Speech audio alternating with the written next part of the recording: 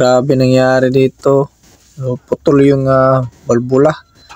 So, bali home service tayo ngayon. So, ito yung nangyari sa kanya, sa motor niya. So, grabe. Nagsalubong yung piston at exhaust valve. So, bali, putol yung exhaust valve. At pumakat pa yung yung may tama pa sa exhaust valve kasi bumangga siguro dito. Mabuti hindi nadamay ang cylinder block, no? So hindi nagasgasan, sa tanging barbula lang at piston.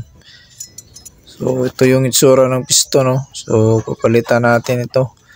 Palitan na natin ng mga ring, so isang set na natin ipapalit.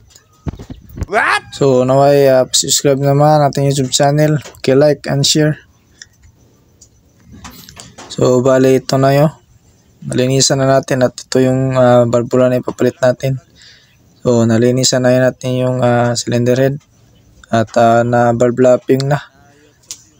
So ito yung papalit natin na piston at valve seal. So ito yung piston niya at set na yan, piston ring at mailak na. So ikakabit muna natin, no?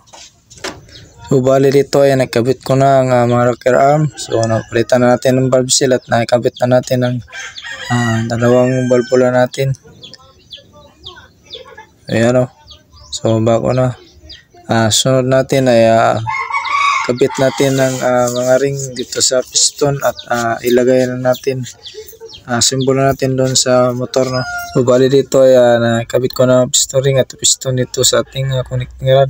Sa ipasok na natin ang piston sa ating cylinder block.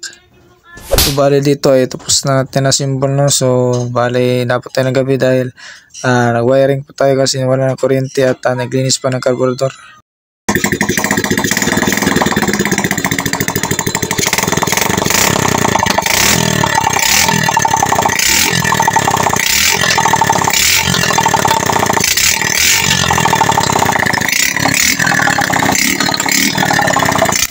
So wakas ay napanda na natin at hanggang dito lang ang video natin at maraming salamat sa panonood. Naway supportahan niyo ating YouTube channel, like and share, subscribe, Tropa Makoy. Maraming salamat, ingat.